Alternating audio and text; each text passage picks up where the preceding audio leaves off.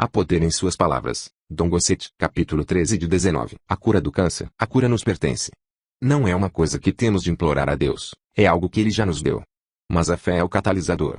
Sem fé no que Ele diz, não seremos capazes de reivindicar a cura que é nossa por direito. Há muitos anos, um inglês chamado William F. Burton fundou a missão do Congo belga.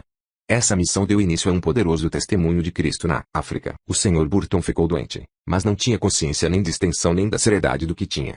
Os médicos no Congo, hoje conhecido como Zaire, prepararam-se para operá-lo. Durante a operação, o cirurgião descobriu que William Burton estava totalmente tomado pelo câncer. Seu cirurgião, que também era seu amigo, deu a notícia ao Sr. Burton.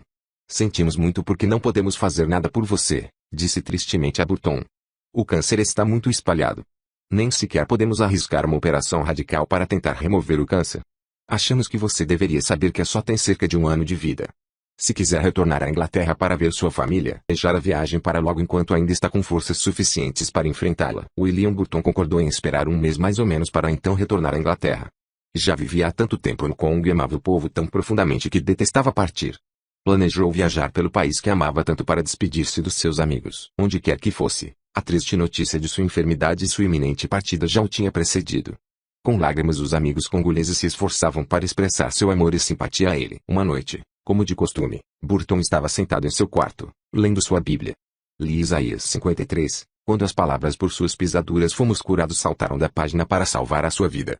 Consciente de que até essa altura não considerara o plano que Deus poderia ter para sua vida, o Sr. Burton caiu de joelhos e orou pedindo perdão por ter aceito imediatamente o prognóstico do cirurgião. Ele mesmo tinha falhado em usar a palavra. As palavras que estivera repetindo para si mesmo não eram palavras de vitória através de Jesus.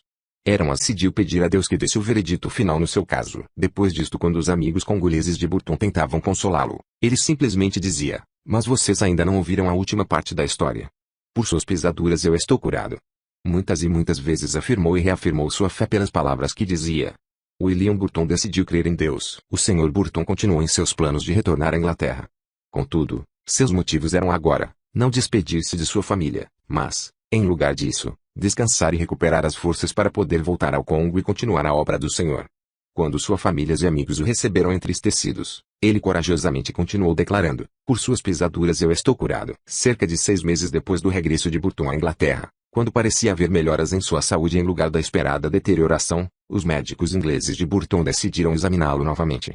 Tinham recebido seu relatório médico do Congo. Para espanto dos médicos e demais, com exceção do Sr. Burton, o exame confirmou a declaração do próprio Burton, por suas pisaduras eu estou curado. Ele tinha razão do próprio Burton, por suas pisaduras eu estou curado. Ele tinha razão. Sua declaração fora o veredito celeste em seu caso. Absolutamente nenhum vestígio de câncer tinha ficado. A cura de William Burton teve efeitos de longo alcance. Retornou à sua missão no Congo belga e continuou seu trabalho ali por muitos anos. Sua cura foi um testemunho mais poderoso para os africanos do que todas as suas pregações anteriores. As pisaduras que Jesus sofreu para a nossa cura foram causadas por uma espécie de castigo cruel chamado açoite. Os historiadores nos contam que era aplicado com um objeto conhecido como o gato de 9 caudas. Estes açoites Jesus sofreu um pouco antes de sua crucificação. Mateus 27:26. O gato de 9 caudas era uma arma horrível usada para castigo. Pequenos pedaços de metal eram tecidos em cada uma dessas tiras de couro. Os açoites romanos com esse chicote superavam todos os outros métodos de castigo. Era, se possível, pior do que ser pregado numa cruz e abandonado ali para morrer. Era tão horrível que o condenado geralmente morria durante os açoites. Amarraram as mãos de nosso Salvador bem acima de sua cabeça com todas as suas forças. Batia em Jesus com aquele chicote. 39 vezes o gato de 9 caudas estreou a carne de nosso Senhor de maneira que as costelas e os ossos de suas costas ficaram expostos. Naqueles 39 açoites que cortaram suas costas até os ossos, Jesus tomou sobre si nossa miséria, nossos sofrimentos e nossas enfermidades. Ele sofreu a agonia de toda doença conhecida.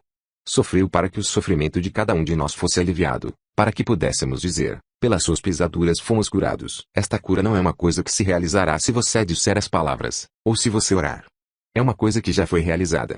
Exatamente como você foi salvo no minuto em que aceitou a expiação de Jesus na cruz, você pode ser curado no momento em que realmente percebe que Jesus já pagou o preço de sua cura. Os açoites e a crucificação de Jesus não foram agradáveis. Foram desumanos, poderíamos chamá-los de bestiais. Entretanto, o que deveríamos sempre perceber é que desde o começo de sua vida Jesus sabe seu fim aqui na terra. Contudo nos amou tanto que caminhou sem fraquejar até a cruz para que nós que lhe pertencemos pudéssemos repetir muitas e muitas vezes, pelas suas pisaduras estou curado. Henri Galers Tionganui, na Nova Zelândia, contou-me esta pungente história quando estive recentemente no exterior dirigindo cruzadas. A 25 de abril de 1952 alguns crentes realizavam uma reunião de vigília em Wanganui. Essa espécie de reunião geralmente se segue a uma reunião formal. A ênfase do ministro naquela noite relacionava-se com o Espírito Santo. Destacara-se que nenhum mestre é tão poderoso como o Espírito Santo.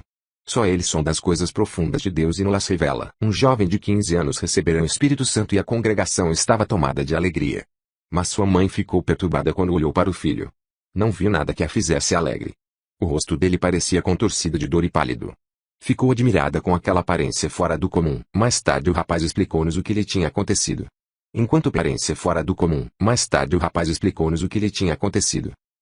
pensava no grande sacrifício que Jesus fizera por ele, tivera uma visão dos açoites sofridos por Jesus.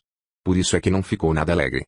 Viu Nosso Senhor amarrado, pendurado pelos pulsos, suspenso de modo que seus pés só tocavam o solo. Viu o soldado romano aplicando em Jesus o primeiro golpe com aquele açoite. Aquele jovem, como muitas outras pessoas, tivera a ideia de que Jesus, sendo manso, devia ter a aparência de um homem frágil, de estrutura delicada. Nada disso. As milhas que Jesus caminhou sobre aquelas quentes e poeirentas colinas de Galileia exigiam um corpo forte e capaz. Muitas vezes, também, as pessoas esquecem que Jesus só tinha 33 anos quando foi crucificado. Em sua visão, o rapaz viu o dorso jovem de Jesus e seus ombros maciços e musculosos, bastante musculosos para que fosse capaz de carregar aquela pesada cruz.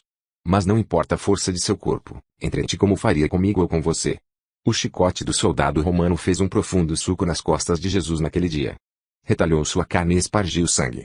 Mas Jesus foi capaz de suportá-lo. O conhecimento que o rapaz tivera antes dos açoites sofridos por Jesus fora muito limitado.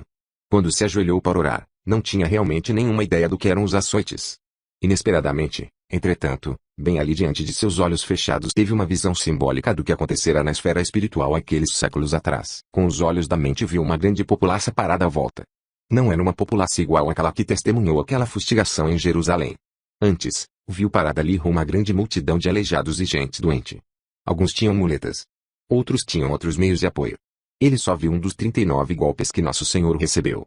Mas quando o chicote recuou daquele corte, pedaços de carne e salpicos de sangue voaram sobre a populaça. Milagre dos milagres, e toda a glória seja dada a Deus. Em qualquer lugar onde a mais ínfima partícula de carne ou a menor gota de sangue caía, a pessoa sobre a qual pousava ficava instantaneamente curada, ficava perfeitamente sadia. As pessoas abandonavam suas muletas e andavam à volta, demonstrando sua cura. Aqui o corpo foi partido e aqui o sangue foi derramado para a cura delas. A menor gotícula imaginável do sangue daquele ferimento recebeu o poder de curar. Quando se sabe que Jesus levou não um, mas 39 açoites, e sabe-se o sofrimento que suportou, pode-se entender o poder de curar que ainda flui para todos que tão somente dizem com sinceridade, pelas suas pisaduras estou curado. A visão do rapaz foi simbólica. A multidão que ele viu não foi na realidade a multidão que testemunhou aquele flagelamento de Jesus. Nós estávamos entre os doentes e aleijados curados por suas pisaduras. Algumas pessoas talvez achem que eu superenfatizo a citação, pelas suas pisaduras fomos curados, mas tu dizer duas coisas sobre isto. Primeiro, é o que a Bíblia diz, e, segundo, se você é filho de Deus, deve declarar o que a Bíblia diz a fim de obter os resultados que a Bíblia promete. Você tem de colocar sua crença em palavras. Considerando que Jesus se importou tanto comigo que se submeteu àquele cruel flagelo e, então, entregou o seu corpo para que fosse pendurado por mim sobre aquela rude cruz nas encostas do Calvário, decidi segui-lo. Sei que isto não me orientará só por algum tempo, mas, o que é muito mais importante, não por toda a eternidade. Fui comprado e pago com aquele sangue, e você também. Você deve desenvolver o hábito de citar a palavra de Deus. Este modo de falar se tornará um hábito de vida para você. O Espírito Santo habitará diariamente em você. A graça de Deus se tornará evidente em sua vida. E os resultados serão espetaculares. Recentemente o senhor e a senhora Enzensen, ex-pastores em Lynn Grove, Iowa, deram o seguinte testemunho. Uma tarde, nós três, nós e nossa filha de 14 anos de idade, estávamos sentados em nossa sala de estar, falando sobre a bondade de Deus e adorando-o em voz alta enquanto conversávamos. Esther estava sentada na cadeira de balanço. Tinha sofrido de tuberculose óssea durante 2 anos. Feridas abertas desde o tornozelo até o quadril expunham o osso em alguns lugares. Estivera de cama por mais de 1 ano e frequentemente as feridas se abriam por todos os lugares em seu corpo.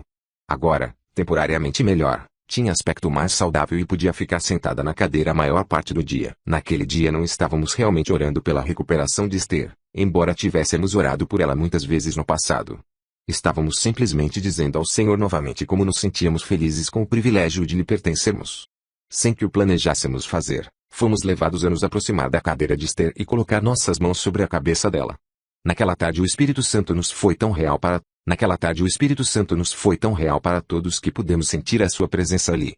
Simplesmente sentimos que uma coisa maravilhosa estava acontecendo na vida de nós todos. Daquela tarde em diante, começamos a testemunhar uma transformação constante em Esther. Ela não foi dramaticamente curada, mas Deus certamente incumbiu-se de sua cura. As feridas começaram a sarar gradualmente até que se fecharam todas. Finalmente, pôde deixar a cadeira e andar pela casa. Então, para a glória de Deus, veio o dia em que pôde completamente desfazer-se de qualquer apoio e assumir novamente seu lugar nas atividades normais de uma adolescente.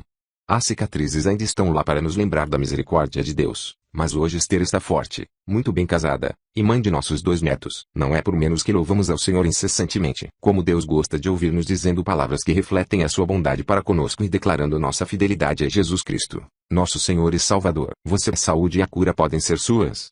Você pode dizer, creio que são verdadeiras Mas você tem de reclamar estas promessas para você mesmo e agir de acordo e falar sobre elas, a fim de se beneficiar delas. Deus colocou suas enfermidades sobre Jesus, carregando ele mesmo em seu corpo, sobre o madeiro, os nossos pecados, para que nós, mortos aos pecados, vivamos para a justiça. Por suas chagas fostes sarados. 1 Pedro 2:24. Ele diz, fostes sarados. Tempo passado. Você já foi curado. Portanto, você não possui doença, você possui saúde. Artrite é do diabo. Satanás trouxe o pecado e a enfermidade para este mundo, mas você tem de se submeter à autoridade do nome de Jesus, e a enfermidade tem de ir embora. Ele não pode mais colocar as enfermidades dele sobre você. Se você é um crente nascido de novo, pode declarar verdadeiramente, pelas suas pisaduras eu estou curado. O que fazer depois da imposição das mãos? Você agiu de acordo com as palavras de Jesus. Estes sinais hão de acompanhar aqueles que creem. Se impuserem as mãos sobre enfermos, eles ficarão curados. Marcos 16:2-17-18. Você, na qualidade de crente, talvez tenha colocado as mãos sobre você mesmo para a cura, ou talvez outro crente tenha imposto as mãos sobre você para curar. Em qualquer um dos casos, você pode ter muita certeza de que acontecerá o que Jesus prometeu, pois ele cuida de cumprir a sua palavra. Esta é uma promessa muito positiva. Você ficará curado. Jesus não disse, você poderá ficar curado, ou talvez você seja curado, ou é possível que haja recuperação. Não. Sem reservas, Jesus declarou, você ficará curado. Louve o Senhor porque você está sarando agora. Se você não recebeu um milagre instantâneo, não jogue fora sua confiança. Quando Jesus andou sobre a terra, curou pessoas de diversas maneiras. Muitos foram curados instantaneamente, outros foram curados gradualmente. Quer você seja curado instantaneamente ou através de um processo gradual de cura que tenha começado, você pode prosseguir louvando-o com confiança porque ele está cumprindo a sua palavra com você. Comece a confessar a sua cura. Estou sarando. Jesus disse, eu creio em sua palavra. Eu não me importo com as aparências, com o que sinto ou com o que os outros pensam. Eu aceitei a palavra de Jesus ao pé da letra. Estou sarando. Tiago, capítulo 1, declara que quando você pede a Deus alguma coisa, precisa pedir com fé, não duvidando. Pois o que duvida? Não suponha esse homem que alcançará do Senhor alguma coisa. Alguma coisa inclui a cura. Seu papel neste drama da fé é possuir confiança inabalável que o Senhor cumprirá sua palavra. Se você vacilar em sua fé, então você negará a você mesmo a cura do Senhor. Não vacile em sua confissão de fé. Confesse que pelas suas pisaduras estou curado, até que sua cura esteja totalmente. Suas pisaduras estou curado, até que sua cura esteja totalmente manifesta. Você estará ocupado numa luta de fé. Não é uma luta contra Deus e sua palavra, mas uma luta contra o ladrão que veio para matar, roubar e destruir você. João 10:10. Neste conflito, use as armas de guerra que você tem e que são poderosas através de Deus para derrubar as fortalezas satânicas. Confesse com ousadia, não duvidando. Pelas suas pisaduras eu fui curado. Haja como se você estivesse sarando. Comece a fazer coisas que não fazia antes. Louve o Senhor porque está sarando. Quando outros perguntarem sobre suas condições, simplesmente participe-lhes o fato que você está sarando, porque Jesus o disse. O diabo não quer que você sare. Eis como deve lidar com ele. Satanás, eu lhe resisto em nome de Jesus, pois está escrito, se impuserem as mãos sobre enfermos, eles ficarão curados. No poderoso nome de Jesus, estou sarando. Deus não faz acepção de pessoas. Milhares de... O que Deus fez por outros, está fazendo por você.